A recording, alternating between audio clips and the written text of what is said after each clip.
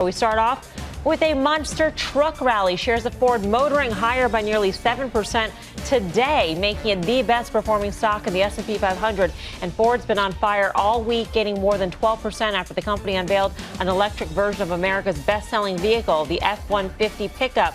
So did Ford just leave the rest of the EV pack in the dust? Karen, what do you say? I know you like GM.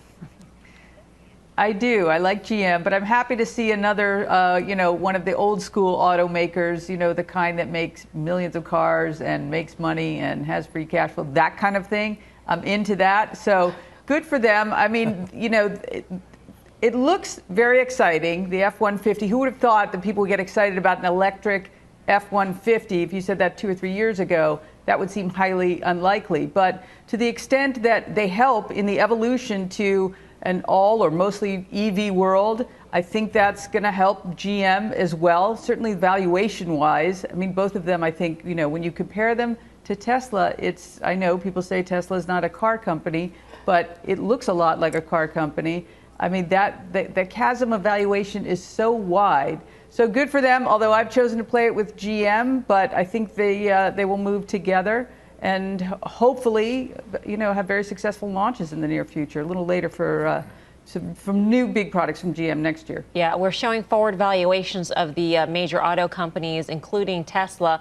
Ford trading a little bit more expensive than GM at this point, but also having outperformed GM both on a year-to-date and a 12-month basis. Steve Grasso, where would you place your bets if you wanted a traditional automaker that dealt in the EV space?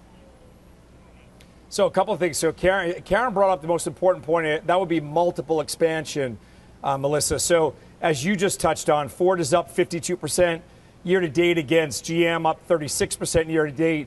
I guess the latest thing, because this is an actionable show, is that Ford is overbought right now. 70% RSI relative strength index against General Motors at about 50, I believe, on an RSI. But to Karen's other point, 5 years ago, what was the talk? An aluminum body frame. What did everyone say? No one's going to buy a pickup truck with an aluminum body frame. I think that people had the choice when Tesla came on the market of buying a Prius if you wanted an EV, and you didn't get a chance to buy style. Now you have Tesla for style. Now you have the rest of the group buying it for affordability, convenience, efficiency.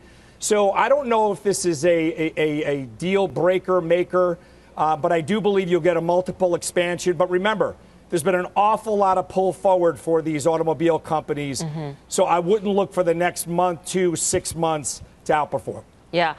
When it comes to sort of connecting the dots and extrapolating out, Nadine, when we talk about PE expansion when it comes to a Ford, when it comes to a GM, does that imply necessarily that Tesla's valuation is too high, that a little bit of that should go into Ford and GM? I mean, how should we think about how this plays out across the sector?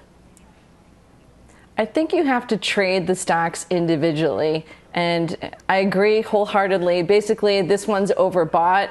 We're looking at a daily trade range of maybe up 3.5%, but down maybe 14.5%. So that is not a downside to upside that we like. And it's also got implied volatility discount of 8%. So we'd be really careful if you're looking to trim. These are the kind of days you trim after getting a big win in a big week. We like players like Volkswagen. You can see year to date, it's actually beating Ford. So we're looking to other players that might not be as overbought as this one. But talking about Tesla, you just got to trade that stock. And so that's a whole different ball of wax. Obviously, as Karen said here, you've got some free cash flow and other more fundamental valuation metrics you can use. But that one you trade on a completely different basis. OK, so Tesla, it is about 35%. Give or take, from its 52-week high. James McDonald, it unveiled its own electrified pickup truck, a very unusual looking, let's just put it that way, design for their Cybertruck. And how do you feel? I mean, does an electrified F-150, the most popular pickup truck in America, threaten that bull case for Tesla when it comes to pickup trucks? Absolutely. When I was a child, one of my favorite memories was my grandfather's Ford pickup truck. It was red, and he called it Soldier. And my experience in Soldier has lasted a lifetime. My grandchildren are going to be driving around in a truck that's electrified, that doesn't go vroom vroom, that has a satellite guiding it, has laser capabilities, and is customized to the experiences of its driver, this is going to happen in America, and it's going to take off. Tesla, I look at as more of a cult phenomena. The cars, the vehicles, the electronics, the founder are all popular, but Ford is a staple, and I think we're late cycle in equities here. I think there's going to be a flight to quality, and Ford is an aim at a 13 PE.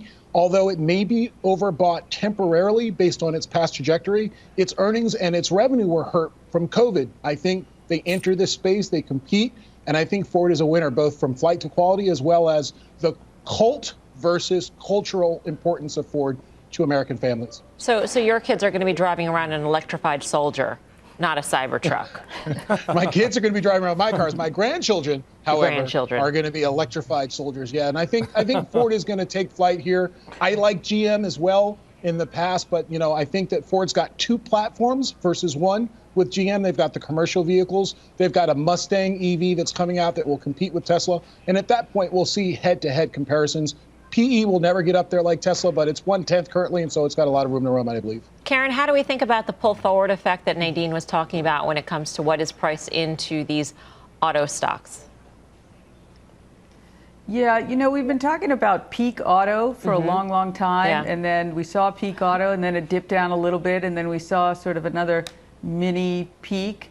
But I think we're in, so multiples are a little bit higher, but remember we're in a, zero for a while interest rate environment, so multiples should be higher. In addition, for GM, both GM and Ford, they're running their business more efficiently, although, last year they did take on a lot of debt during the real depths of the shutdown. But I'm comfortable owning it here because I think that they don't, for GM in particular, they don't get a lot of value in the market anyway for Cruise. And the EV doesn't get a lot of value, I don't think. But one thing that I think will really be important is actually seeing that when these products are out in the marketplace, will Tesla lose market share? And the experience reminds me of Netflix versus new streaming. And would new streaming really hurt Netflix? Well, Netflix has survived and done just fine, but there has been a lot of room for new streaming. We see Disney, we see HBO Max. There's a lot of room. And they're not getting credit yet. So I happen to like GM, but I think they'll move together. I want to stay long and see how this plays out for at least a year. So I'm sorry I'm being obtuse about this, but in that analogy, Netflix is Tesla, and the competition that's coming is GM and Ford and the like? Yes, because Netflix was the first mover, right, for streaming.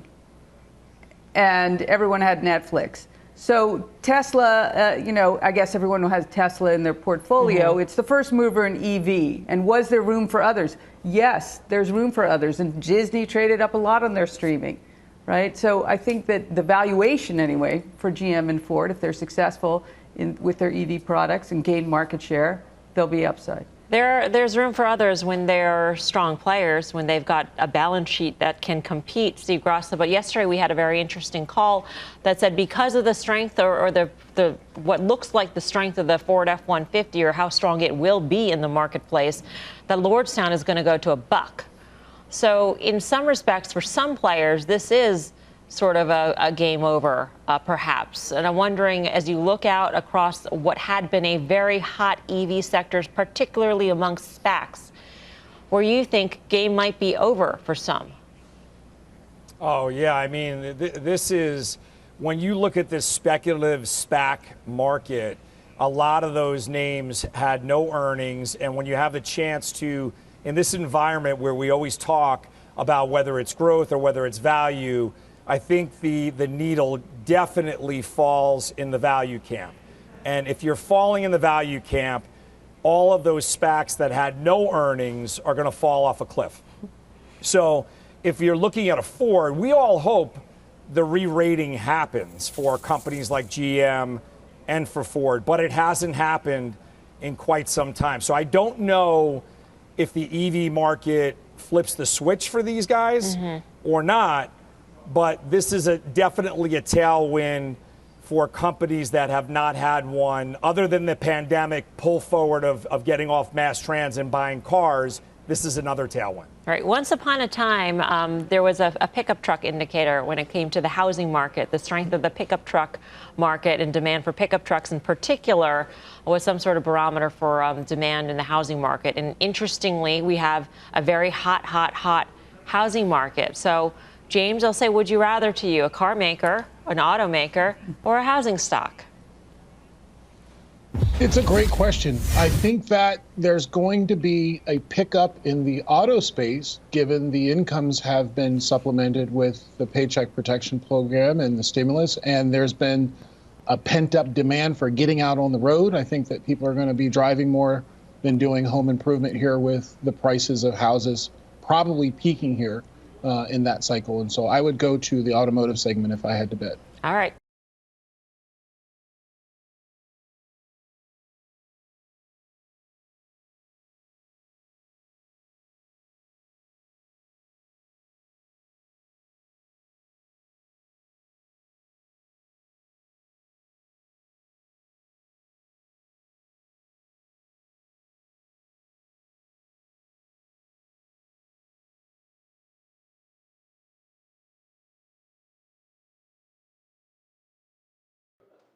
Shepard Smith here. Thanks for watching CNBC on YouTube.